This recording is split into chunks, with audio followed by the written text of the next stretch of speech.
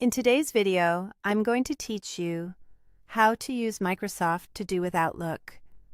By the end, you'll see how tasks and flagged emails stay perfectly in sync so you can capture work wherever you are and trust that it all shows up in one place. First, a quick foundation.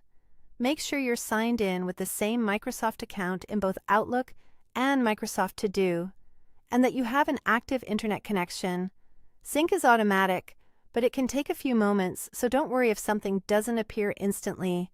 Let's start in Outlook. Create a new task the way you normally would. Use the Tasks area in Classic Outlook or the To Do pane in the newer Outlook experience. Give your task a clear name, add a due date, maybe a reminder or some notes, and save it. Now open Microsoft To Do on your desktop, the web, or your phone. You'll see that task appear in your tasks list after it syncs. If you change the title, date, or notes in To Do, those edits reflect back in Outlook. Mark it complete in either place, and it completes everywhere. This two-way connection means you can start a task at your desk and finish it on your phone without missing a beat.